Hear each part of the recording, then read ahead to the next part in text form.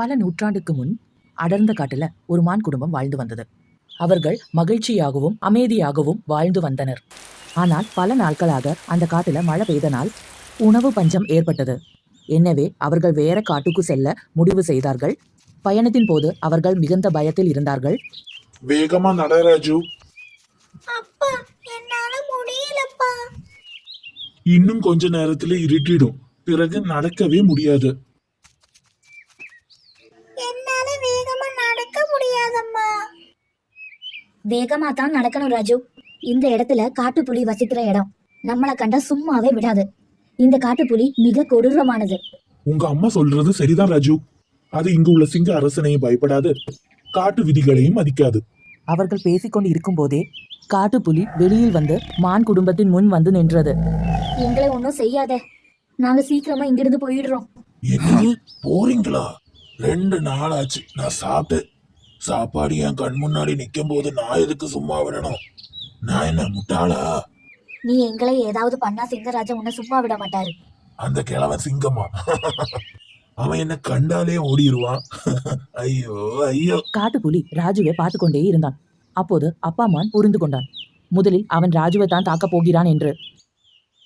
நீங்க 2 பேரும் இங்கிருந்து ஓடிடுங்க. சீக்கிரம் போங்க, நான் எப்படியாவது இவனை தடுத்து நிறுத்துறேன். சீக்கிரம் ஓடுங்க. அப்பா மான் காட்டுப்புலியை தடுக்கிறான். ஆனால் காட்டுப்புலி அவனை கொன்று விட்டது. இதை கண்ட ராஜுவும் அவன் அம்மாவும் பயத்தில் 2 வேறு திசையில் ஓடினர். சே, தப்பிச்சிட்டாங்களே.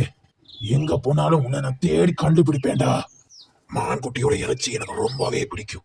இவனை எப்படியாவது நான் கண்டுபிடிப்பேன். ராஜு பயந்து ஓடோடி ஒரு குளத்தின் அருகில் வந்து நின்றான். மிகவும் சோர்வாக இருந்தனால் அங்கேயே நின்று விட்டான். குளத்துக்கு வந்து கொண்டிருந்த நீலை முதலை குட்டி மானே பார்த்தது. முதல்ல மாமா என்ன ஒண்ணும் செய்யாதீங்க, நான் கொஞ்ச நேரம் இங்க இருந்துட்டு போயிடுறேன். நீ இங்கே இருந்துக்கோ, ஆனா என் வயிற்றுக்குள்ள இரு. அடம் பிடிக்காம இந்த மாமா சொல்ற மாதிரி கேட்கணும், ஓகே? இவ்வளவு நேரமா ஒண்ணு கிடைக்கலன்னு கவலைப்பட்டேன். என் வயிற்ற நிறைக்கிறதுக்கு நீ வந்துட்ட. இன்னைக்கு உன்னதான் சாப்பிட போறேன். என்ன ஒண்ணும் பண்ணாத, தப்பிச்சோட என் உடம்புல சக்தி இல்லை, என்ன விட்டுடு. என்ன சாப்பிட்டா உனக்கு என்ன கிடைக்க போகுது? என் கண்ணு முன்னாடிதான் எங்க அப்பாவை அந்த காட்டுப்புலி கொண்டுச்சு. அந்த கவலையை தீக்க நான் உன்னை சாப்பிடுவேன். காட்டுப்புலிக்கு மானிறைச்சி ரொம்ப பிடிக்கும். எனக்கும் அதை விட ரொம்ப பிடிக்கும். அவன் வர்றதுக்கு முன்னாடி நான் உன்னை சாப்பிடுறேன். அப்போது குளத்தில் இருந்து மற்றொரு முதலை வெளியில் வந்தது. ஏய், இவனை விட, நீ முதலன்னு சொல்லதுக்கே அவமானம்.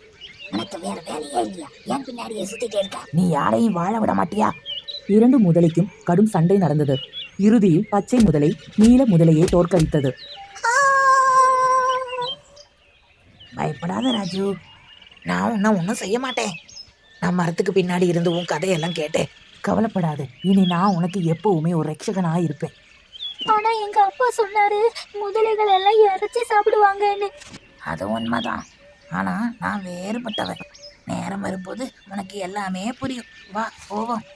அந்த நாள்ல இருந்த பச்சை முதலை ராஜுவின் பாதுகாவலனாக மாறியது. இதற்கிடையில் ராஜுவின் அம்மா சிங்கத்தை காண செல்கிறாள். மகாபிரபு, என் கணவரை காட்டுப்புலி கொண்டு விட்டது. நானும் என் மகன் அங்கிருந்து தப்பித்து வரும்போது திடீரென என் மகன் காணாமல் போயிட்டான். நீங்க தான் எனக்கு உதவி செய்யணும். அந்த காட்டுப்புலி பத்தி நான் ரொம்ப கேள்விப்பட்டிருக்கேன். அவன் ரொம்ப கொடூரமானவன். கவலைப்படாதே, நான் கண்டிப்பா உன் பையனை கண்டுபிடிக்கிறேன்.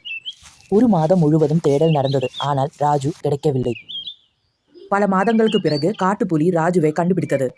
ஏன் ராமு கவலைப்பட்டுட்டு இருக்க? உங்க அம்மா கண்டிப்பா வருவாங்க, பாரு. என்று என் தேடல் முடிந்தது. இப்போது உன்னை நான் சாப்பிட போறேன். என்னடா உருமுற? என் பொடி பையலே, தள்ளி நில்லு, இல்லைன்னா உன்னையும் நான் கடிச்சு சாப்பிட்டுருவேன். ஓஹோ, உனக்கு அவ்வளோ தைரியமா? முதலை காட்டுப்புலியுடன் சண்டை போட்டு காட்டுப்புலியை கொன்று விட்டது. அதே நேரத்தில் மான்குட்டி இருக்கிற இடம் தெரிந்து சிங்கமும் மானும் அங்கே வந்தது. ரொம்ப நன்றி முதலையே, மான் குட்டியை காப்பாத்தினதுக்கு. அப்போது பச்சை முதலை ஒரு மனிதனாக மாறியது. இன்னொரு அதிசயம், முதலில் இருந்து வந்த மனிதனா?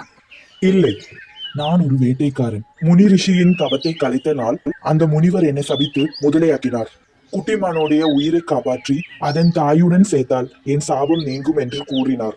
ராஜுவனால் என் சாபம் நீங்கியது. ராஜு தாயுடன் சேர்ந்தான். அந்த நாளில் இருந்து காடு மகிழ்ச்சியாகவும் அமைதியாகவும் இருந்தது.